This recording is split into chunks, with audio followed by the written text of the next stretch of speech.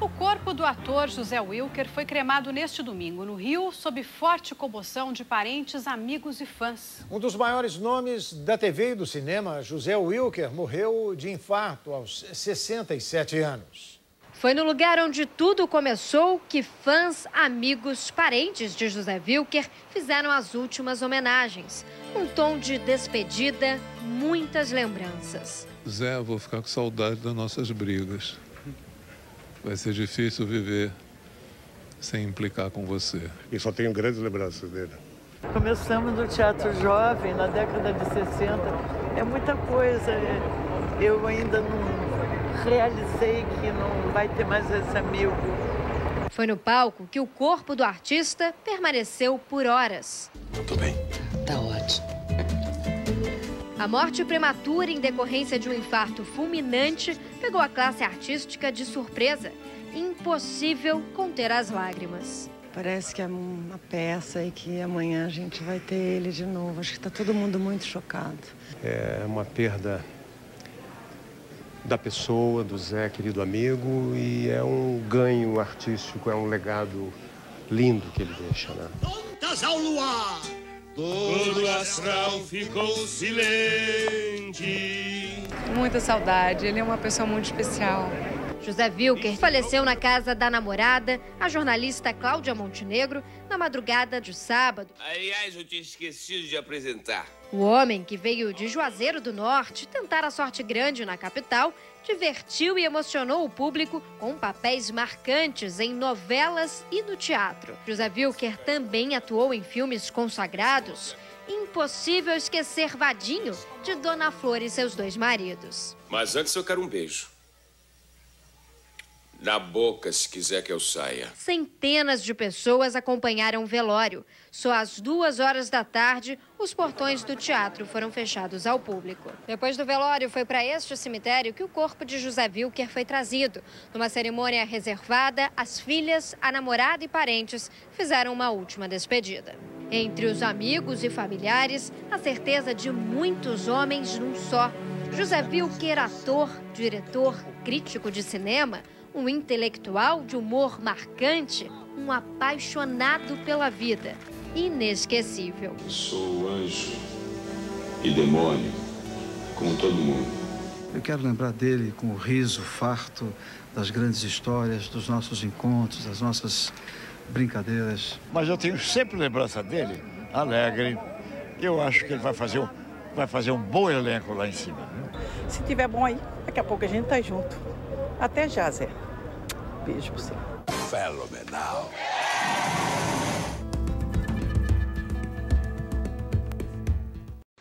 O que eu vou dizer para apresentar esse rapaz? Nada, né? Zé Wilker, venha pra cá.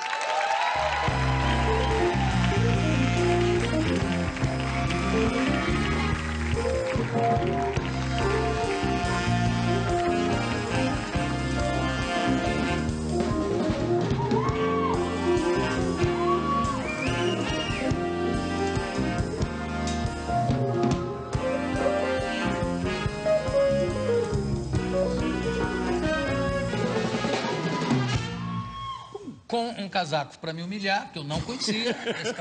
É recente? É um trapinho novo. Relógio também? Também é um despertador. É despertador? Despertador. Ah, e a meia, cadê?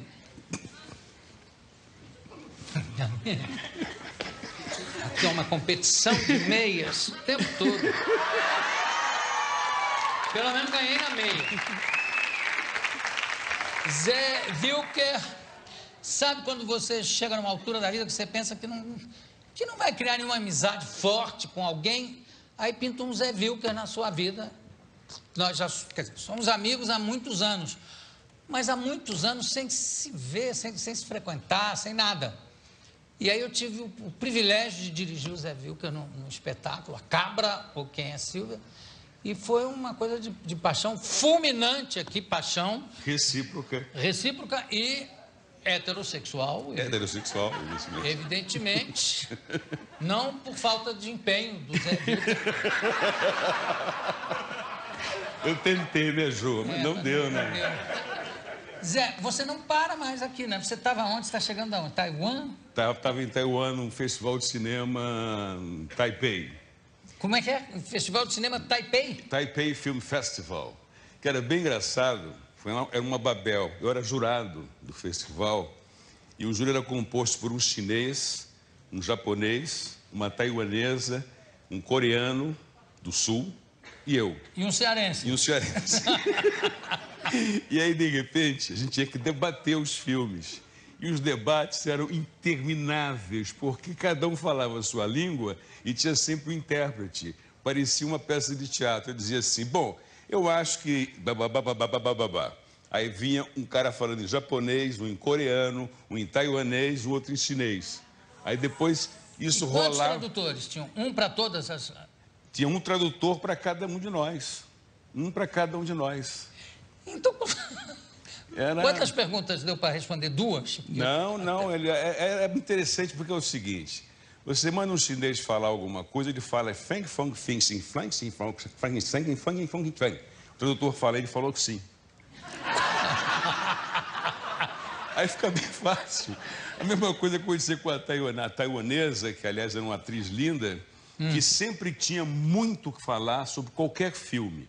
Eu disse, mas onde é que ela arranja tanto assunto para falar sobre esse filme, que é só sobre um cara que está fugindo com o próprio filho por uma estrada que não acaba? É só isso. Que filme emocionante. Filme chamado The Last Ride, um filme australiano. É bonito o filme.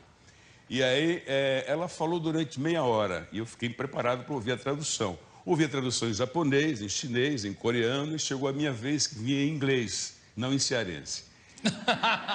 E aí o cara falou assim, ela falou que achou muito interessante, que a Austrália é bem bonita e que ela vai visitar. Foi isso que ela achou do filme? Depois de falar cerca de 15 minutos. E que filmes concorriam ao festival? Tinha um australiano, que finlandês, dinamarquês, iraquiano, aliás, belíssimo. Foi o filme que ganhou o festival. Iraniano, chinês e taiwanês. Filmes do mundo inteiro. Mas muito, eu fiquei impressionado com uma coisa. E o que você tomava para ver esses filmes todos? Chá. Dava para aguentar com chá mesmo? 4 por dia. Só ele que faz essas coisas, só. Festival do novo cinema ucraniano. Ele vai e assiste todos os filmes. Mas sabe o que acontece? Uma coisa interessante, João. Agora eu fiquei impressionado com o cinema asiático. Esse festival era para diretores estreantes. Eram os primeiros filmes de cada um deles. Eu vi 14 bons filmes de diretores estreantes. Mas peraí, mas o da Austrália não era um diretor... Como é? Um diretor asiático, era? Não, ele era da Austrália. Quer dizer, tinha, você está falando dos novos do conjunto, asiáticos. Do lado de lá. Lado de lá, quer dizer, Austrália, Oceania e Ásia. Não, tinha até o israelense, inclusive, nesse festival. Mas esse pessoal, de repente, traz para o cinema uma linguagem, um vigor, uma sutileza, uma inteligência que eu sinto falta no cinema que, de repente, invade as salas da gente aqui. É um cinema muito sutil. O filme que ganhou o prêmio, Kick Off, é sobre um jogo de futebol que ocorre num estádio abandonado no Kurdistão, entre turcos, curdos, árabes, sunitas e xiitas. E que não dá certo, é claro. Né? Não dava para esperar outra coisa. Mas é feito com uma inteligência, com uma sutileza, com uma verticalidade, saca? O cara, de repente, pega um assunto como a tolice, é um jogo de futebol impossível. Não, mas aí já é fascinante, né? E com aquilo ele conta uma história absolutamente devastadora a respeito de um país que foi invadido, devastado, cujo futuro é absolutamente imprevisível, cujo futuro é, até mesmo por conta do que está acontecendo agora, mais devastação, mais destruição, mais falta de perspectiva, mais falta de futuro. É lindo. E o engraçado é que ainda, quer dizer, o Bush, pelo menos, sempre dizia que aquilo não era uma tropa de invasão ou de ocupação, era de libertação. Quando, na realidade, é uma ocupação ainda hoje, né? Porque uma tem gente... terrível ocupação. Eu conversei com o diretor do filme e ele filmou no Kurdistão. E ele me disse que a dificuldade maior que ele teve não foi de financiamento, não foi de escrever o roteiro, não foi um trabalho técnico, foi ele ter que fazer longos intervalos enquanto esperava que as bombas se calassem.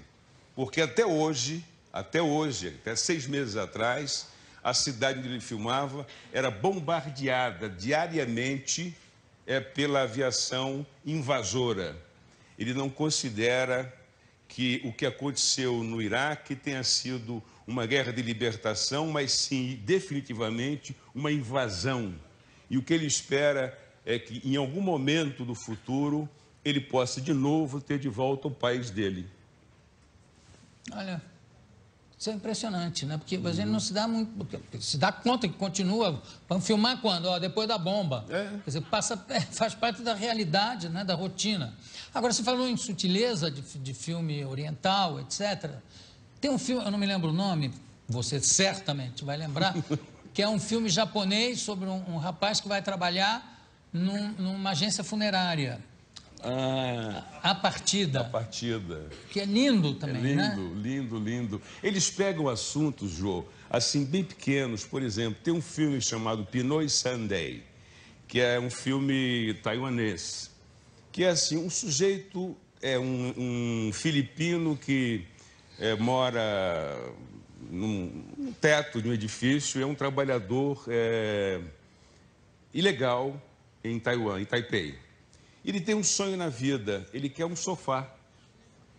E um dia ele está passando na rua e vê um sofá vermelho abandonado. Então ele e um amigo resolvem transportar o sofá dali até o telhado onde moram. E esse é o filme. Com isso eles contam uma história de uma humanidade, de uma ternura, de uma fé, de uma esperança no futuro, sabe? Comovente, você acaba o filme e você está a ponto de chorar. Essa habilidade de repente, fazer da coisa simples, da coisa delicada, da coisa sutil, um acontecimento dramático que nos interessa, que nos movimenta, que nos emociona, me parece encantadora. Acho que isso é a expressão maior do amor pelo outro, do amor pelo ser humano. E acho que a gente que faz cinema, a gente que faz teatro, faz para ser amado. E faz para dizer, o ser humano merece ser amado. A gente precisa de amor, precisa de afeto.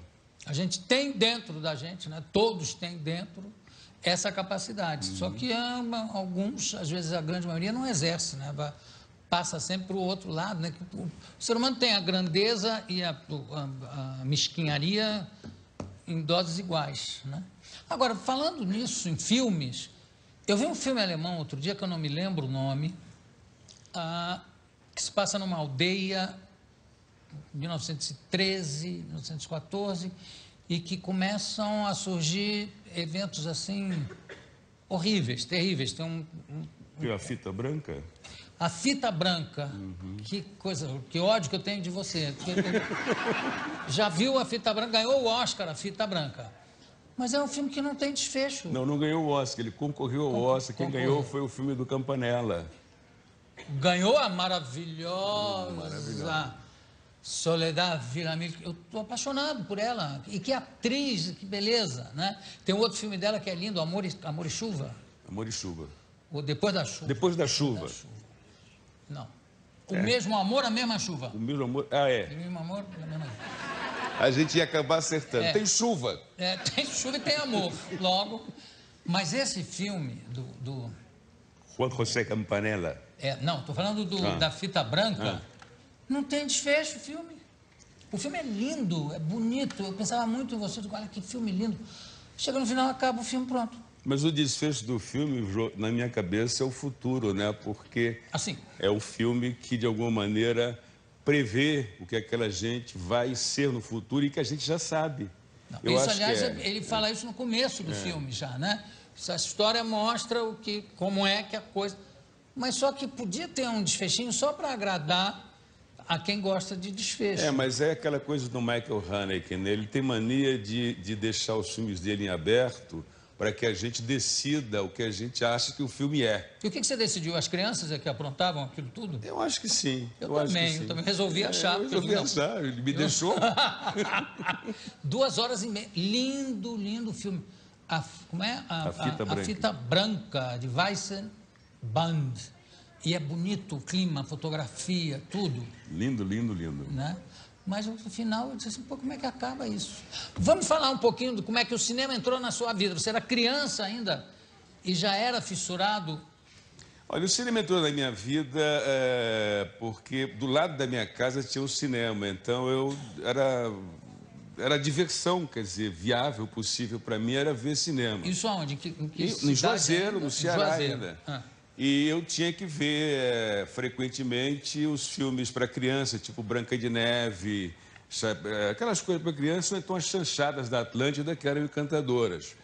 Mas eu descobri uma coisa que me pareceu mais encantadora ainda, que eram os filmes que eu não podia ver. Claro. Aqueles que eram proibidos. E como tinha um saguão no cinema, com uma cortina de veludo, para chegar na sala... a gente esperava que o bilheteiro se distraísse e passava por baixo da cortina para ver os filmes proibidos. E foram filmes que me proporcionaram grandes exercícios físicos e mentais, tipo Arroz Amargo e assim por diante. Físicos no sentido de que me despertaram paixões sexuais, físicas, onanísticas, etc. A mão boba. De boba não tinha nada. Você sabe que quando eu era moleque também passou o filme Gilda, com a Rita Hayworth. E no meu colégio tinha um menino que disse que tinha visto o filme, que o pai dele era gerente de cinema. Eu vi, ela aparece nua, é sensacional, ela tira a roupa toda, fica nu... Eu cresci com isso na cabeça. Ela tira uma luva. Mas essa é uma luva. É uma lenda urbana brasileira, porque todos os caras da minha geração me contavam também que o filme, pô, ela fica peladaça, cara, tem que ver. E eu fui ver, ela tira uma luva. Uma luva. Não, uma decepção, uma luva. Agora, voltando à sua infância, você em casa não fazia sessões de... Eu tinha um cinema em casa, porque eu pegava fotogramas, a gente inventou uma projeção que era com uma caixa de sapato. Fazia um furo aqui, outro furo aqui, e no meio punha uma lâmpada, aquela lâmpada transparente, botava o fotograma desse lado e iluminava com uma lanterna. Então você projetava o fotograma sobre a lâmpada ampliava o fotograma e aquilo ia para a parede. E eu inventava com o fotograma 2, 3 um filme e cobrava, é claro, ingressos da minha família. Era como eu me mantinha. Que era obrigada a assistir. Tinha que assistir o mesmo filme quase todo dia. E depois disso, quer dizer, crescendo um pouquinho, mais 1 ano, 2 anos depois, você passou a vender relíquias. Eu vendi relíquias. Como é que era essa história? Por favor. Porque as minhas tias, elas punham vestidos de luto e eu ficava muito incomodado porque tinha uma época do ano, a minha cama era ocupada pelas pessoas que visitavam o Juazeiro em romaria para o Padre Cícero. Então comecei a recortar quadradinhos de vestidos de luto das minhas tias e vendia como relíquia da batina do padre. Deve ter muito pedacinho de vestido dela fazendo milagre por aí até hoje. Até hoje. Olha, vamos falar do filme, que a gente ainda não falou, mas temos tempo. Chama a vinheta, William. Tenho aqui ao meu lado meu amigo Zé Wilker, além do ator extraordinário, autor, a gente esquece, né? Diretor. Como é que está o projeto do filme? O filme deve começar a ser rodado em outubro, o Giovanni. É aquela coisa, né, Jô? A gente aqui no Brasil demora um certo tempo na chamada captação. E depois tem que sair correndo, porque se não filmar num prazo, perde dinheiro. Então, eu estou naquele momento em que já captei e tem um prazo limite para realizar o filme sob o ponto de perder o dinheiro captado. Isso já parece roteiro já, isso, né? Mas um dia eu escrevo esse roteiro. Agora, vamos falar do filme O Bem Amado, né? Lançamento dia 23 de julho. Você faz que personagem? O Zeca Diabo. O Zeca Diabo. Como é que é o seu Diabo? Que é baseado primeiro era uma peça antes do Dias Gomes, depois da peça virou novela, seriado, agora é o filme e você faz o Zeca Diabo. Como é que é o seu Diabo? Olha, eu tenho uma memória que eu recebi da minha mãe, das minhas tias, do meu pai, muito viva, porque eles conheceram Lampião.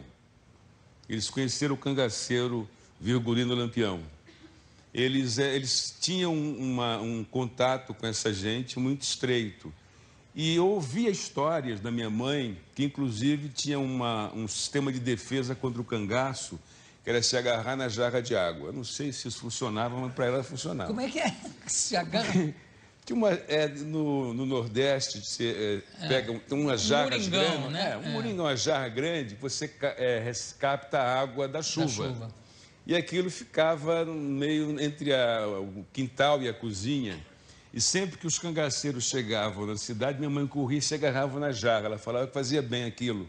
Inclusive, quando ela ouviu o primeiro avião, que achou que era o céu caindo, ela agarrou-se também na jarra e escapou. E o céu não caiu. E o céu não caiu. Então, eu tenho uma memória muito próxima. Então, quando o Guel me chamou para fazer o Zeca Diabo, o que eu fui buscar foi essa memória, foi essa lembrança dessa gente, que sempre me pareceu uma gente muito, como é que eu te digo, muito surpreendente na medida em que eles são pessoas absolutamente calmas, tranquilas, mas capazes da mais absoluta brutalidade no segundo seguinte. Você está aqui tranquilo, calmo, e de repente, pô! Aliás, eu vou voltar a falar sobre isso, inclusive sobre esse negócio assim, da glamorização desse nível de bandido que te mata assim, que olhou e não gostou da tua cara naquele dia. E, de repente, fazem uma glamorização em torno desse tipo de bandido, como acontece com os bandidos de hoje também, né? Moderno. Mas antes eu quero ver um trecho do filme. Aliás, o Guel, ninguém melhor, ninguém mais indicado, além do talento, da vivência que ele tem para dirigir esse filme, né? Vamos ver um trecho? Eu grito aos quatro ventos! Cale a sua boca, que você está perturbando a sagrada paz dos mortos! Como mortos? Não tem ninguém enterrado aqui! Vocês querem plantar macaxeira no cemitério? Um cemitério que se planta macaxeira e não se enterra ninguém não é um cemitério! É uma plantação de macaxeira! Pois vocês vão plantar a macaxeira de vocês em outro lugar. Nem que para isso eu tenha que enterrar você aqui nesse cemitério. Capitão, reúna a força pública e expulse os invasores. Pode deixar que eu sozinho dou conta do recado. E se resistirem, sente o pau nesse subversivista.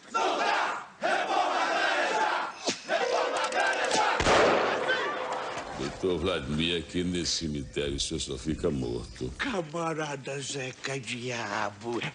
Me chame de capitão. Camarada quer dizer que somos todos iguais. E capitão quer dizer que não. Maravilha.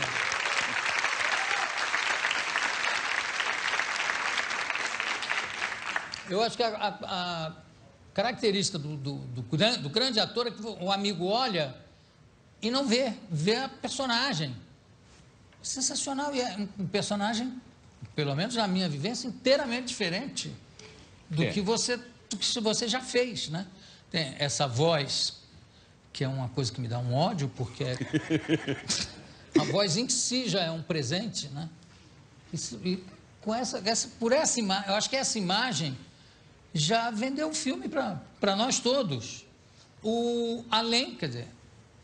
Além do elenco todo que tem aí, Nanini, o Tonico, Matheus Nastergalli, André Beltrão, Zezé Polessa, Drica Moraes. É um elenco fantástico e que está, digamos, eu diria que no seu melhor momento como intérprete. Seu elenco muito, muito legal. Foi filmado? Onde é que foi filmado? Foi filmado, parte no Rio e parte em Alagoas. Parte numa pequena cidade perto de Maceió. A maioria da sequência foi feita no Rio, tem muita coisa em estúdio, muita coisa em cenário construído. Até porque tem uma curiosidade. Por uma decisão do Papa, Não se pode mais filmar em lugares santos, uma igreja ou um cemitério, assim por diante. Portanto, os cemitérios e igrejas agora têm que ser construídos... Mas não pode nem por uma licença especial, uma bula? Uma bula talvez, mas a bula proíbe no momento. Não pode filmar numa igreja, mesmo que seja... É uma decisão do Papa, esse de sapato vermelho. Sapatinho vermelho do Papa. E é engraçado, com todo o respeito, por favor, inclusive eu sou católico, agora, que o Papa parece muito com a Dona Benta do sítio do Pica-Pau Amarelo, ele parece. Isso aí não, sem nenhum desrespeito. Eu não sabia. E cemitério também não pode? Não. Os defuntos podem ficar lá? Eles podem, tranquilamente. Não se proibiu ainda que defunto fique em cemitério. Levanta tudo, não pode mais. Isso é terra santa. Isso aqui é santo.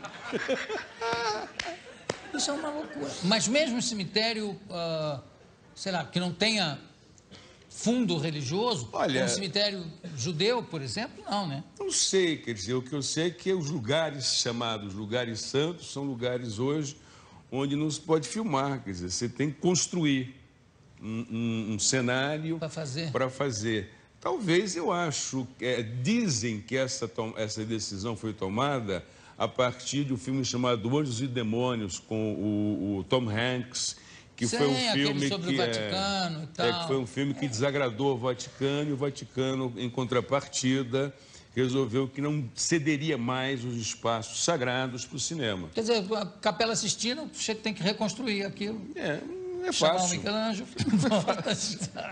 Ô, Miguel, tem um bico aqui para você. Decapitar um teto.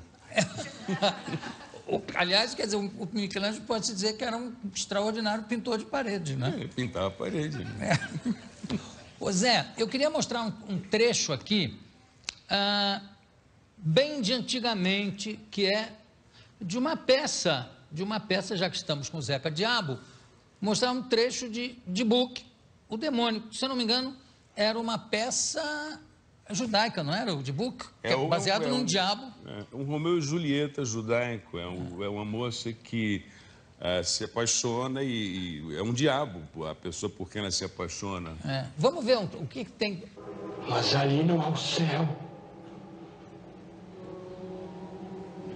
O Talmud, as leis, são como as desse mundo. Profundo e imenso.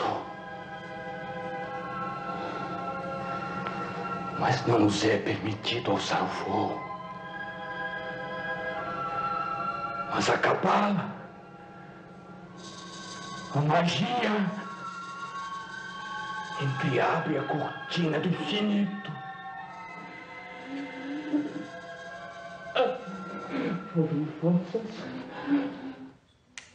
Maravilha.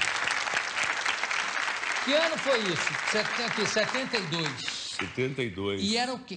Que era TV Globo? E qual era o programa que fazia peças de teatro? Caso Especial. Esse programa foi dirigido pelo Daniel Filho e a Roberto Pirillo. Que tá... Roberto Pirillo, e quem fazia junto era a Regina Duarte, que fazia a mulher por quem ele se apaixonava. Agora, bom, apesar da qualidade técnica, que eu digo que importa, geralmente, sempre importa mais a qualidade jornalística, né, de registro do que técnica, porque senão o homem pisava na lua e alguém dizia, não, essa qualidade está muito ruim, não vamos botar no ar. Né? Agora, como o Daniel tem a mão de diretor, né? É impressionante. O Daniel tem é rápido, é ágil. Ele sabe rigorosamente o que pedir para um ator, o que arrancar de um ator, e de um jeito provocador. Quer dizer, ele é um diretor muito especial, muito especial.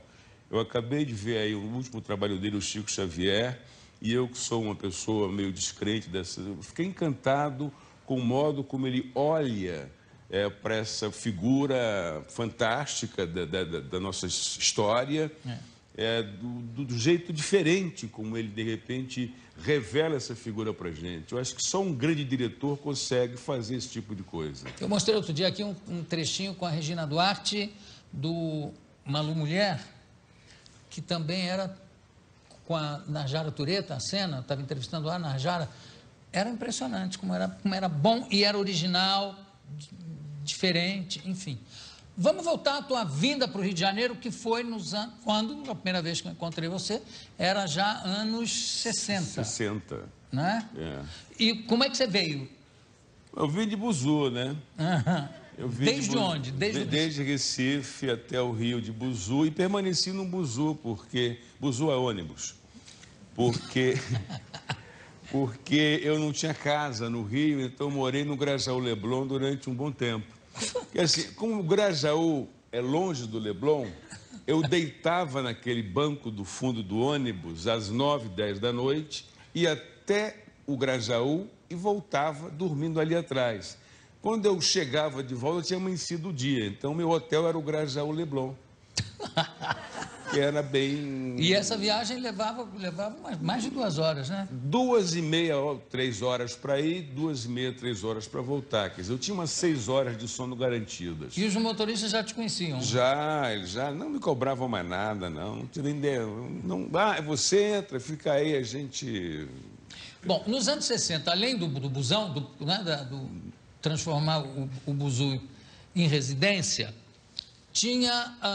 era na época, você já tinha feito vários príncipes encantados na TV, aliás, o Hilton Marques, que trabalhou lá também, fazendo príncipe em teatro infantil. Teatro infantil, é. O príncipe era sempre você. Eu fiz uns 3 ou 4, mas eu tive uma decepção muito grande com o fato de ser príncipe. Porque meu primeiro príncipe foi o seguinte: eu estava afim de transar, quer dizer, uma vizinha minha. Queria comer a vizinha. Pronto. Digamos assim. Claro. E aí eu resolvi encenar Branca de Neve e os 7 Anões. Eu eliminei os anões, é claro que eles iam atrapalhar. Então, era o príncipe esperando a Branca de Neve, a Branca que ia chegar. E a Branca de Neve era a vizinha. E tudo isso foi ensaiado, foi preparado, quer dizer... Aonde que foi preparado? Na minha casa. Na minha casa. Sim, claro. E ela faltou. Ela não foi. Eu esperei longamente, esperei assim 3, 4, 5 horas e a porra da Branca de Neve... Vestido de príncipe? Vestido de príncipe todo. Aquela coisa meio fofa aqui. E a Branca de Neve não foi. O cabelo lourinho, né? Você era bem lourinho. louro. Eu fiquei traumatizado com ser príncipe e até acho que foi por isso que minha passagem pela TV em Recife foi breve. Porque eu fui príncipe em algumas peças infantis e depois tive mais 3 experiências traumatizantes. Numa eu era um transeunte em O Diário de Anne Frank, passava só. Numa outra eu era o cobrador do jornal O Bonde Chamado Desejo, que entrava e saía também. E na terceira eu tomava uma porrada na cara do Gavião, que era o herói da história. Eu botava o pé em cima e eu caía fora de cena. Então, depois o Gavião ou o Falcão? O Gavião, lá em Recife, era o Gavião, que era uma versão do Falcão exibida lá. Então, minha grande participação foi tomar uma porrada na cara. Então, eu achei que não valia muito a pena continuar insistindo na carreira. Sobretudo lá. Sobretudo lá. Veio para o Rio de Janeiro, anos 60, auge das experiências com alucinógenos. Tinha até, se eu me lembro, em São Paulo, quem fazia essas experiências era um psiquiatra, quer dizer, era uma coisa como se fosse uma experiência médica. No Rio de Janeiro, você chegou a participar de alguma dessas... Olha, Jô, eu fiz viagens? isso, sim, e também com um médico, um amigo meu de Recife, mas eu queria dizer que eu experimento e experimentarei a vida em todas as oportunidades, de todas as maneiras, em todos os sentidos. Quando a gente fala, às vezes, das experiências com drogas, etc., etc., dos anos 60, é preciso que fique claro que os anos 60 para a gente era um ano de revelação e que a droga, o ácido lisérgico, eventualmente, não era o que é hoje, quer dizer, não era mais um crime, não era mais um delito, era uma busca que a gente fazia sei lá, de se compreender, de se descobrir, de se reinventar. E aí fazia sentido. De autodescoberta, de autoinvestigação. Não é essa banalidade ligada à criminalidade da qual se fala hoje, absolutamente. É experimentar a vida, é tentar arrancar da vida tudo aquilo que ela pode te dar de mais significativo, de mais importante, de mais criativo. E de autoconhecimento. De autoconhecimento. Aliás, tem um livro do Castanheda, que é exatamente dessa época, né? Sobre do Diabo. Sobre a mescalina, né? Sobre a mescalina, sobre mescalina, basicamente. Com a mescalina. Agora, você falou do negócio da criminalidade. Vamos voltar a esse assunto que eu queria abordar contigo, que você é sempre de uma lucidez enorme, né? Explicando, falando sobre as coisas, os assuntos. Você não acha perigosa essa mania, esse hábito que existe hoje de se glorificar a bandidagem? Sabe, numa sociedade como a nossa, onde você é levado a acreditar que você tem que se dar bem, que você tem que fazer sucesso, que você tem que de imediato ter resultados, digamos, retumbantes naquilo que você faz, a brecha fica aberta para esse tipo de comportamento. Então a pessoa, de repente, vende a alma muito barato, vende a alma muito a qualquer preço para obter êxito. Porque há toda uma aura ao redor disso que, de repente, glorifica o comportamento marginal, desde que o comportamento marginal obtenha sucesso, obtenha êxito. Ou seja, você pode cometer todos os crimes, você não pode ser descoberto. E voltando ao Lampião, que você falou uma coisa assim do cangaceiro, que matava, olhava para você e dava um tiro. De repente, houve um endeusamento, não é, do cangaceiro e principalmente do Lampião, quando provavelmente era uma pessoa absolutamente sórdida, né? Não era um benfeitor. Ele era sórdido, simplório, mas ele era, de alguma maneira... Tinha carisma. Tinha um certo carisma, mas você vê a malandragem. Esse cara foi a Juazeiro para receber do padre Cícero a patente de capitão do Exército Nacional, que foi dada pela Presidência da República para que ele combatesse a Coluna Prestes, que era um movimento revolucionário ocorrido nos anos 30. Ele foi lá receber essa patente de captora. A maior autoridade do país concede ao marginal um título de capitão para que ele vá combater uma determinada coisa que esse governo é incapaz de combater. Ou seja, o cara foi lá e pegou. Ele não fez nada para combater a Coluna Prestes. Ele pegou o título de capitão e continuou sendo capitão pela vida eterna, quer dizer, pela vida eterna, pela vida que lhe restou. Ou seja, é esse quadro, quer dizer, há na sociedade uma espécie de endeusamento da marginalidade, porque a gente insiste em que o que é bom é aquilo que obtém êxito de imediato. Você não precisa trabalhar para obter êxito, você tem que obter êxito. O trabalho não tem a menor importância. O trabalho não faz o menor sentido, não precisa. É desnecessário, é desimportante. Eu podia ficar a noite inteira aqui conversando com... Também gostei. Zé, a gente vai ter que continuar essa conversa que a gente não se viu não se vê há muito tempo.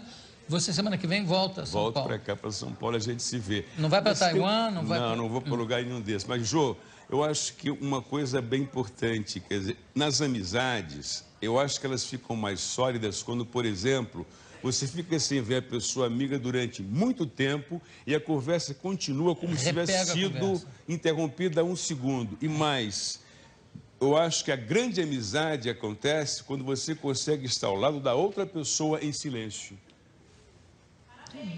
Parabéns. Bravo. Zé. Daqui a pouco a gente volta. Link por todo o Brasil agora, que você sabe aqui no nosso Domingo Show, a notícia manda aqui. O que aconteceu no Brasil, você fica sabendo em tempo real. E o nosso giro pelo Brasil, atenção, nossos repórteres, começa agora pelo Rio de Janeiro. Já me dá a Evelyn Bastos, por favor, a repercussão aí em todo o Brasil. Está sendo velado neste momento o corpo do grande ator José Wilker, que não era só ator, era diretor, cineasta, um cara maravilhoso, dono de uma voz incrível. Evelyn Bastos, ao vivo, direto lá do velório, com as últimas informações. Evelyn, bom dia.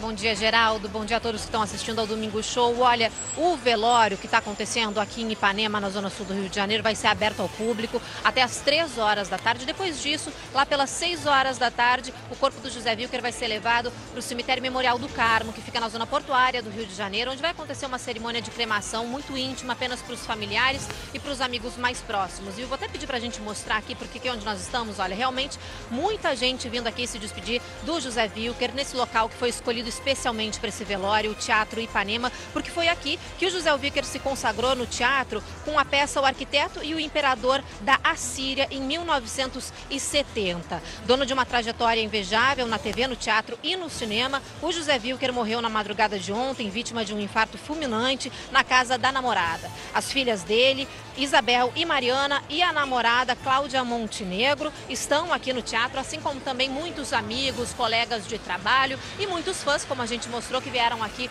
para dar esse último adeus ao José Wilker. A gente sabe também que ele fez muito sucesso na TV com novelas, filmes, como no Bye Bye Brasil, e também vivendo o famoso Vadinho, na Dona Flor e seus 2 maridos. José Wilker nasceu em Juazeiro do Norte no ano de 1946 e deixa 2 filhas.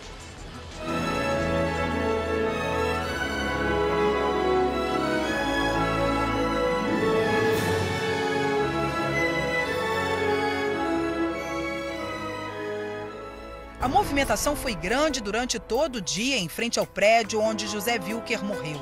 Na noite de sexta-feira, José Wilker participou do ensaio de uma peça teatral e em seguida jantou com a namorada Cláudia Montenegro em um restaurante na zona sul do Rio. De lá, o casal seguiu para o apartamento dela. A jornalista só teria percebido às 8h30 da manhã a morte de Wilker e acionou uma equipe médica que, sem êxito, tentou reanimá-lo.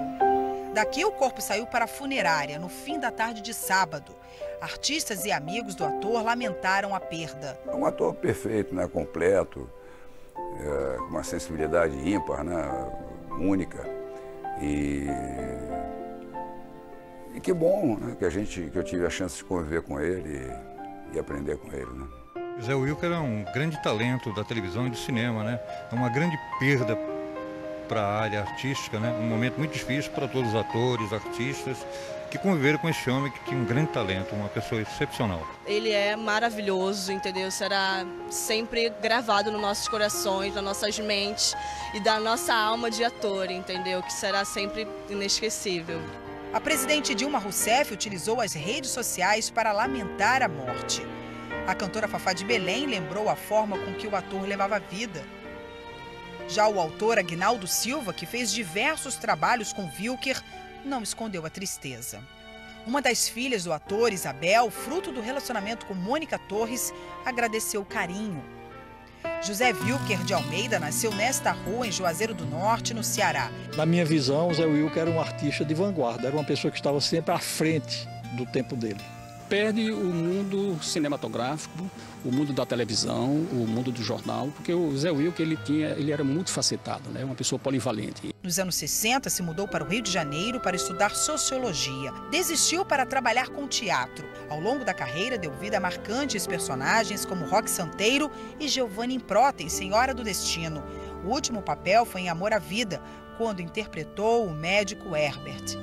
Wilker também se destacou no cinema. Foram mais de 40 filmes. Entre eles, Dona Flor e seus 2 maridos. Aposto 500 como é cadáver de homem.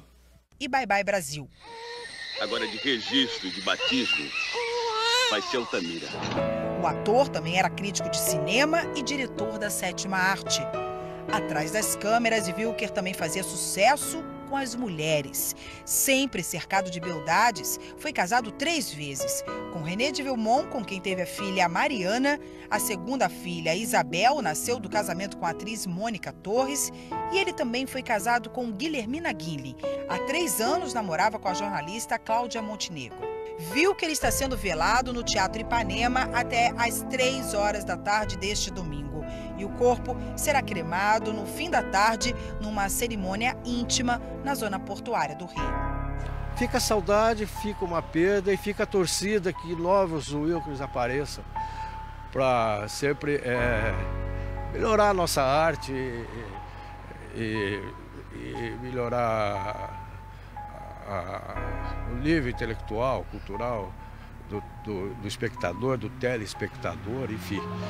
A gente não está brincando não, né? A gente acha que pode mudar o mundo e vamos achar isso até morrer, como aconteceu com o saudoso Zé Wilker. Um beijão, Vilcão. Bom,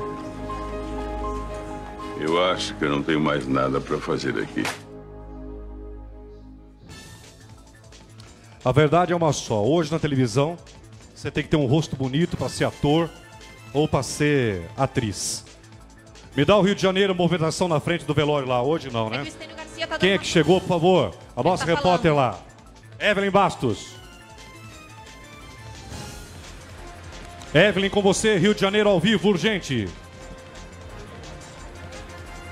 11 horas, 36 minutos. Muitos artistas chegando aqui, vou até pedir aqui para mostrar. Nesse momento, o Estênio Garcia está ali conversando com a imprensa. Beth Faria também já passou por aqui. É até muito difícil a gente relatar para vocês todos os artistas que vêm, porque José Wilker, como todo mundo sabe, era uma pessoa muito querida no meio dele, crítico de cinema, ator, excelente ator. Muitas pessoas estão vindo aqui se despedir e uma quantidade imensa de fãs também, viu? A gente está aqui há bastante tempo já, desde bem cedinho, e a gente está realmente impressionado com a quantidade de pessoas que vêm o tempo todo aqui para prestar essa última homenagem ao José Wilker, viu? Evelyn Bastos, você fica à vontade, pode balançar a câmera, jornalismo é assim. Vai até o Estênio Garcia, por favor, pode se aproximar. É jornalismo ao vivo, é isso mesmo. Vai lá, Evelyn, pode balançar essa câmera aí, vai embora, bora lá. Vamos tentar chegar ali. Bora pois lá. É que na hora que você chamou, Geraldo, a gente estava vindo porque foi um susto até a gente ver quando ele chegou. Só que tá muito cheio aqui, gente. Vamos ouvir o que ele está falando. Vamos tentar chegar aqui. Jornalismo, marca Record. É meio Record. difícil porque tem muita gente aqui na volta, viu, Geraldo? Ok. Vou tentar botar aqui, peraí. Vamos lá. Então ele estava sempre pensando em alguma coisa, ele não parava nunca. Como é que vocês se conheceram? Olha, a gente teve uma coisa em comum que foi Fernando Arrabal, que era o autor que ele havia feito aqui, o arquiteto, nesse teatro mesmo. Estênio Garcia ao vivo, eu gente. Fiz em São Paulo, o Cemitério de Automóveis, que também era do mesmo autor. Eu acho que isso já nos aproximou bastante. Independente disso, a minha primeira novela que eu fiz na Globo, isso há 40 e tantos anos atrás, foi com ele, foi Cavalo de Aço. Ele trabalhava junto, fazia teatro. Então a gente estava sempre perto um do outro, né? A classe teatral nossa é muito pequena, o centro de mercado do teatro ele é muito pequeno, então a gente está sempre se esbarrando, sempre encontrando, trocando. E principalmente uma pessoa como o Wilker, que era generoso demais nas relações dele. Eu encontrei com ele em todo lugar que eu fui. Encontrei com ele em Nova York uma vez, no Guggenheim, e ele disse assim, ô rapaz, você está aqui? Disse assim, a gente anda no mesmo lugar procurando aquilo que agrada a gente. Qual foi o maior legado que ele deixa pra gente? Um trabalho fantástico, uma galeria de personagens, pontos de vistas, peças que ele escreveu, direções que Em ele primeira fez de mão, cinema, no teatro. nosso Domingo Show, Estênio Garcia ao vivo no velório. Como há poucos dias o Paulo Goulart deixou, e cada um que morrer vai deixar um pouco dessa obra que a gente faz, fica no inconsciente coletivo, né? Tem um trabalho que é o preferido, que você prefira dele? Dele? Todos. Olha, mas a gente tinha em teatro, era o que eu mais gostava. Por exemplo, ele escreveu A China é Azul, é um texto lindíssimo, uma visão política intensa. O arquiteto, o Imperador e o Arquiteto, que ele fez aqui nesse teatro, era um trabalho lindíssimo, eu gostava, como vários outros, né? Na televisão. É aquilo que eu falei, o Domingo Show é o único programa ao vivo com a notícia 11h39, a cobertura da morte do grande José Wilker, Estênio Garcia falando ao vivo aqui agora. Chamava Final Feliz. Eu inventei uma brincadeira porque o meu personagem era muito ligado a ele. Ô, seu Rodrigo! Que é uma coisa que ficou no popular, né? As pessoas sempre que me encontravam, que encontravam ele, repetiam essa frase. Ô, seu Rodrigo! E agora eu vim deixar o meu adeus aí para ele. Parceiro de uma vida inteira, né, Sté? É, uma vida inteira. Esteve sempre muito ligado. É uma saudade muito grande. A gente vai lá ver ele agora. Tá bom. Obrigado. Muito Rapidinho, bem. por favor, a gente está ao vivo aqui, só para pedir uma palavrinha do senhor dizendo qual é a última lembrança que fica do José Wilker. Todas. Olha, mas a força dele, a vontade dele, a seriedade com que ele lidava as coisas é uma coisa que eu acho que ele deixou, não só para mim, como ele vai deixar com quem quiser seguir essa trilha, né? Da integridade. Muito obrigado. Aí, Geraldo, a gente aqui falando ao vivo. Muitos artistas já passaram por aqui. Peço até desculpas, porque a gente acabou balançando muito a câmera, porque quando ele chegou, a gente quis vir aqui pegar esse depoimento, grande amigo do José Wilker. Muitas pessoas já passaram por aqui, viu? A gente tem informação de que Suzana Vieira já veio até aqui, José Maier, muitos artistas. A qualquer momento eu volto com mais informações para vocês, viu? Evelyn, o espaço, a prioridade. Vamos fazer o seguinte, 11 horas 41 minutos. Um abraço a todos os cariocas e a grande audiência que o Rio dá ao geral do Domingo Show aqui. Evelyn, qualquer nova movimentação, artista que chegar aí, que agora não importa, né, se é Globo, se nós somos da Record, nós estamos falando de um grande artista, de um grande ídolo, você chama imediatamente, ok? Evelyn, o espaço é seu. Acaba de chegar uma reportagem agora do que é, Virgílio? É a movimentação no velório agora cedo, o corpo do grande José Wilker será cremado, né? Quando eu falo do Wilker, eu me lembro dele em Rock Santeiro. 11h41, balança na tela. Na porta do Teatro Ipanema, fãs aguardavam ansiosos para se despedir do artista. Minha vontade era ter visto ele em vida, mas infelizmente eu vim ver ele aqui. Muito triste. Em mais de 40 anos de carreira, foram muitos personagens marcantes que com certeza vão deixar saudades. Um ator inteligente, em primeiríssimo lugar, e que expressava uma opinião nos seus desempenhos. Essa é a coisa mais importante que um ator pode demonstrar. Um mestre, um colega maravilhoso, um ator genial. Atores e diretores de televisão também foram prestar a última homenagem ao amigo. A primeira mulher do ator, René de Vilmon, estava visivelmente emocionada e preferiu o silêncio. A trajetória de sucesso na TV, no teatro e no cinema foi relembrada por quem trabalhou com ele. Um incentivador, um revolucionário e sempre inquieto. Vamos perder essa inquietude. Mas fica a cabeça dele de vamos ser irreverentes, vamos ser irreverentes. Um ser humano incrível, um ator excepcional, né? Não era médio, ele era excepcional. Logo cedo, coroas de flores foram entregues com mensagens de carinho e admiração. A morte repentina do ator, vítima de um infarto aos 67 anos, pegou todos de surpresa. O Zé era um menino, né? Ele fazia assim, tipo, mal-humorado, engraçado, mas no fundo ele era um grande menino, arteiro, a gente brincava muito, né? Então você leva um choque, porque eu tenho quase a mesma idade que ele e... não sei dizer.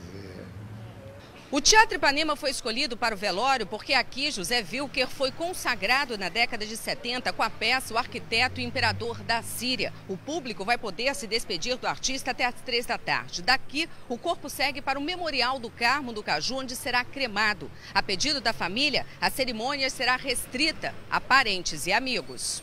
Por isso, muitos admiradores acordaram cedo para dar o último adeus a um dos maiores atores da teledramaturgia brasileira. Pessoas como Dona Maria das Dores, de 72 anos. Muito emocionada. Demais, principalmente pelo trabalho dele. Aquela novela que ele fazia, eu vou te contar, gente.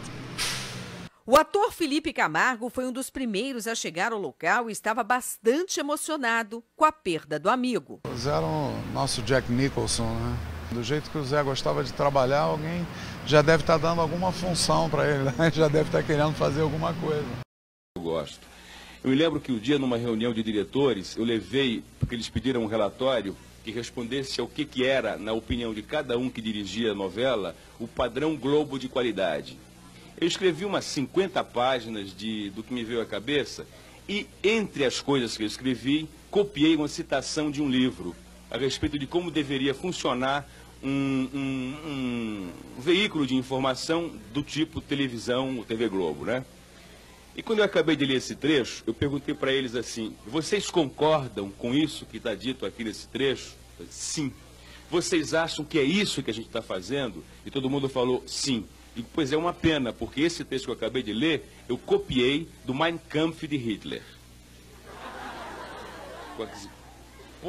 Como? É verdade, quer dizer, isso que está dito aqui é o que ele sugere que se faça com o rádio. É o que ele sugere que se faça para se ter um rádio eficiente a serviço do partido nazista. A televisão faz isso também. Acabou vindo. Muito obrigado, muito agradecido. Oi! Muito obrigado. Wilker, você sabe que o quem? O Décio Pitinini quer fazer uma pergunta. Eu até vou pedir que ele faça a primeira pergunta dele. Pode fazer. Algo para imitá-lo. Então pode fazer. Fazer o quê? Fala com ele. Não, mas a cara que você fez na hora que o Wilker te beijou foi ótima. Você ficou amarelo, bicho, amarelo. Né? A famosa a gente beija por respeito, mais que qualquer outra coisa. Respeito e tenho o maior carinho por ele.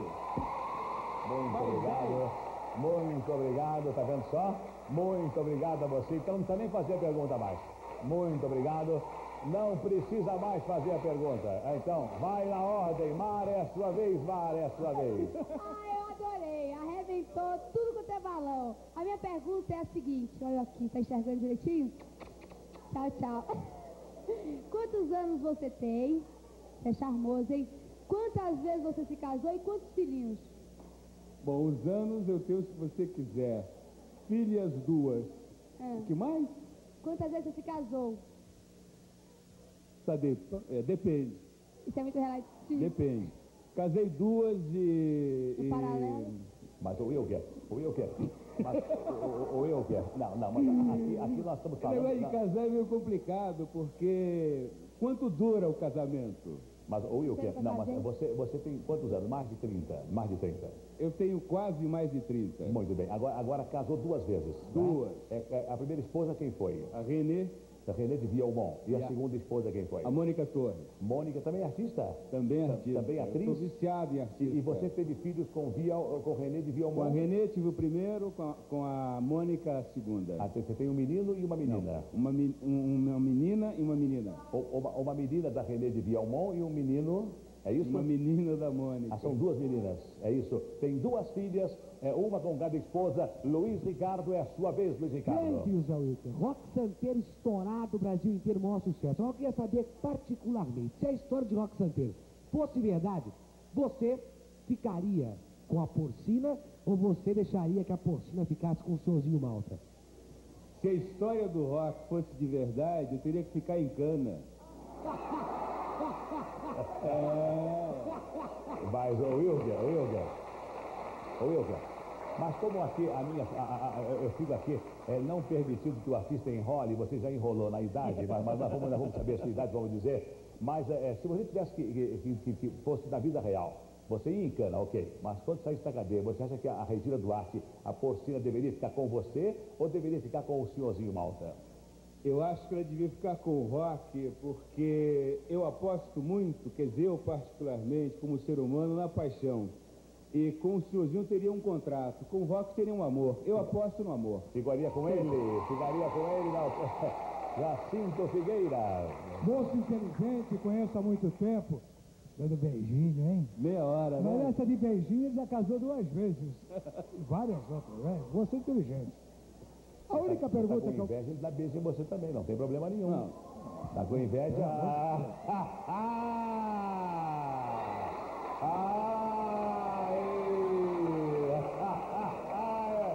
Respeite ao menos os cabelos brancos do Jacinto.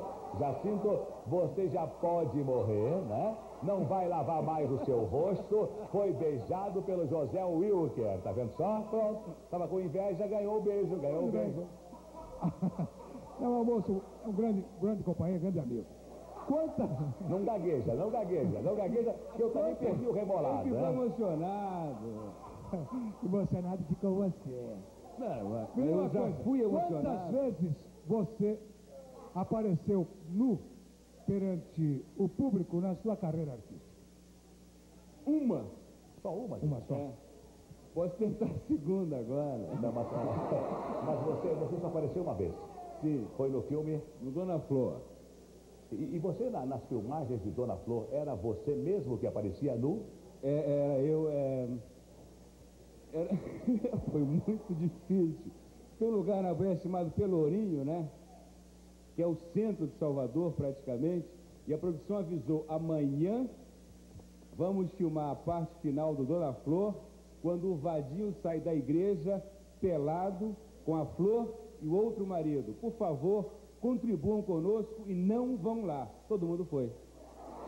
Mas, José, Wilker, geralmente no cinema, né, as pessoas usam dublês.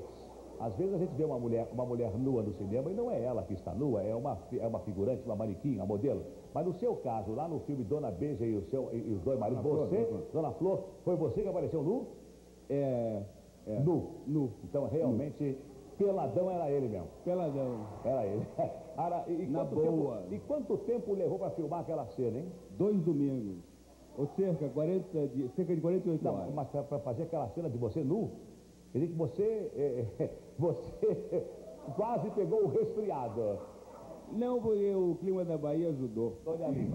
Ô, patrão, beijou você, beijou o Jacinto, e eu aqui fico só com formiga na boca. Por isso não, ele vai lá também.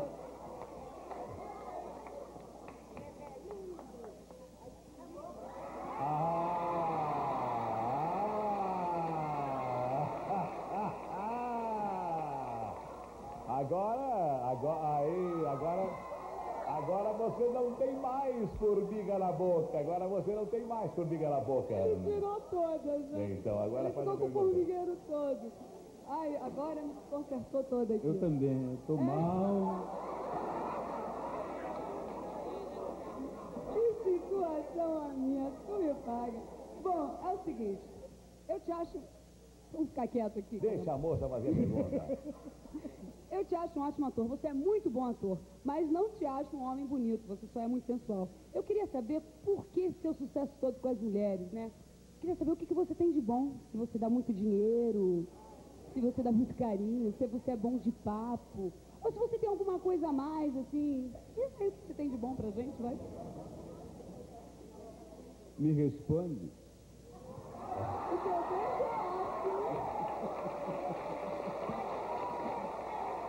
Eu percebi, é a sua vez, é a sua vez. Silvio Santos, eu conheço alguém que essa noite vai dormir espetada na bandeira de escanteio. Vai! Vai ser expulsa do campo. Não, dá-lhe um chute no guarda-comida que vão marcar um gol olímpico hoje. Vão. Vai ficar toda roxa, sem poder sentar uma semana. Wilker, me diz uma coisa, geralmente a Rede Globo não permite que os seus atores participem de outros programas que não sejam da própria Rede Globo. E você, como um ator assim de frente da Rede Globo, como é que está aqui hoje? Olha, minha relação com a TV Globo sempre foi uma relação no mais absoluto respeito. Eu tenho um contrato com eles e eu estou aqui hoje porque a Globo quer que eu venha, sabe? É uma coisa de amizade da Globo com o Silvio, da Globo com as pessoas que estão aqui. Aliás, é verdade, eu quero agradecer à diretoria da Globo, mandaram um telex para a produção do programa, mandaram um telex para mim, dizendo que eu podia contar com o José Wilker, que ele hoje viria ao programa não só para nos fornecer uma entrevista, como também para anunciar o seu filme, O Homem da Capa Preta. Vai indo bem o filme? Olha, Silvio, O Homem da Capa Preta, para mim é uma excepcional surpresa, porque ele hoje, na quinta, sexta semana de exibição, é um recorde absoluto de público no Brasil. Ele hoje tem 800 mil espectadores, 800 mil pessoas no Brasil não podem estar erradas. Eu tenho hoje a tranquilidade de falar que esse é um bom filme. Veja, eu já vi, eu gosto. Que bom. Muito bem. Sérgio Malandro. Sérgio Malandro.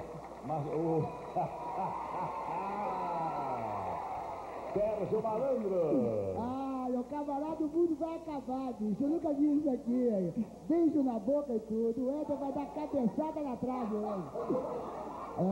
Que o couro come. Beijo na boca. Meu jovem, eu quero saber o seguinte aí.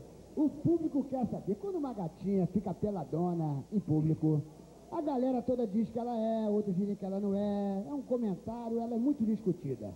Agora, quando um homem fica peladão em público, a galera também diz que uns dizem que ele é machão, outros dizem que ele é meio gay. No teu caso, José Wilker, você é machão ou você é gay? Bonitinho. Vem cá. Vem cá. Vem cá. Vai bater não. Vai bater forte.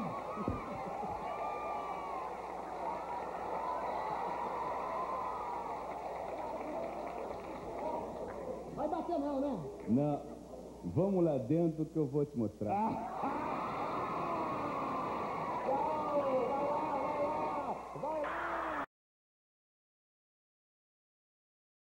Eu nasci em Juazeiro do Norte, no Ceará. A minha cidade, na época do meu nascimento, do que eu me lembro, era quase nada, mas a gente achava que era o lugar mais extraordinário do mundo. Para que você tenha uma ideia, a gente não tinha energia elétrica lá. Ela chegou bastante depois e ela funcionava de 6 às 8 da noite. Uma lembrança assim, bem forte que eu tenho é de que o mundo chegava até Juazeiro através de um rádio amador. A gente, por exemplo, soube que o Brasil tinha perdido a Copa de 50, acho que um mês depois, que um rádio amador captou isso numa conversa com o outro. Isso fazia com que a cidade tivesse um tipo de vida muito especial, quer dizer, a gente estava no mundo, mas fora dele, né? A gente estava no mundo, mas não tão ligado a ele. É gozado, quer dizer, pensar nisso hoje, porque eu tinha que decodificar muito poucas informações a respeito do mundo. Ele se resumia àquele espaço que eu podia ver com o meu olho enquanto andava. Não era nada que um satélite me informasse. Eu acho que, só para resumir, me parecia uma vida muito rica, porque ela tinha que ir muito fundo em poucas coisas, e não como hoje a gente é obrigado a ir muito superficialmente em muitas coisas. À medida em que eu fui pensando a respeito e avaliando o que eu fazia, descobri que tudo aquilo que eu sou, ou tudo aquilo que eu consegui, pouco ou muito, não importa, enquanto artista, nasceu aí. Eu não seria não importa, bom ou mau artista que eu sou, sem essa base, sem essa formação na infância, sem essa experiência de vida que eu tive lá.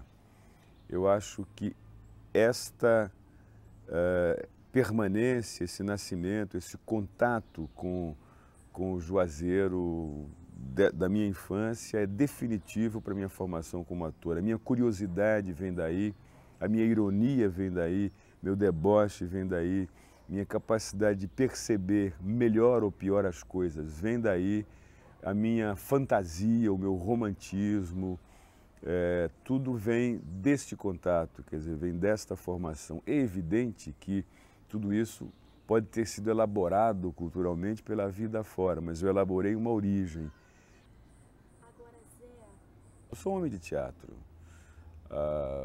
Eu gosto de televisão, acho que ela é importante. Agora, tem uma história gozada, quer dizer, a televisão, de uma certa maneira, ocupa um espaço imenso nesse país, para o bem e para o mal.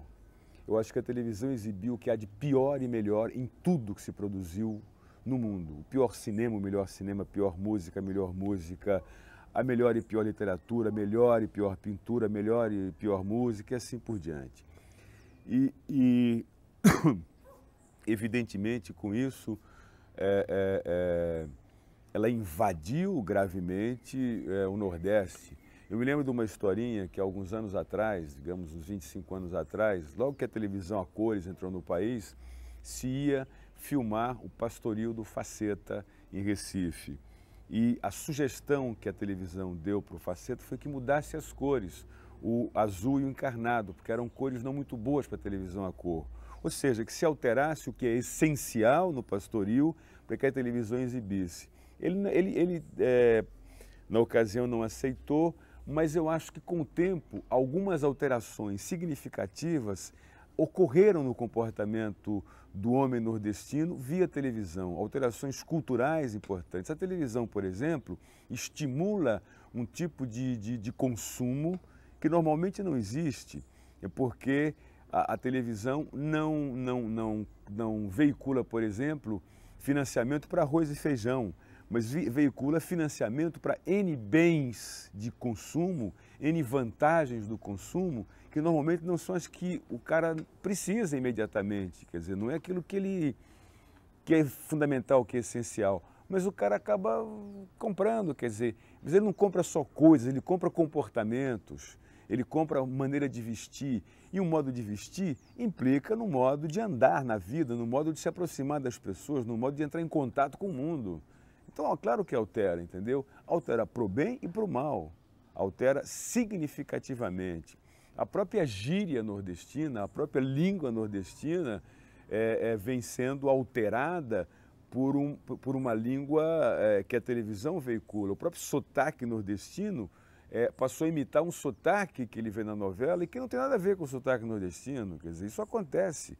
Agora, acontece aqui em Portugal, quer dizer, hoje em Portugal fala-se um português muito parecido com o português do Brasil, fala-se uma gíria muito parecida com a gíria brasileira. Quer dizer, eu não sei até que ponto se deve resistir a isso ou se deve incorporar isso de uma forma nordestina, de uma forma inteligente e trabalhar esse material. Não sei, quer dizer, mas o fato é que influencia, sim.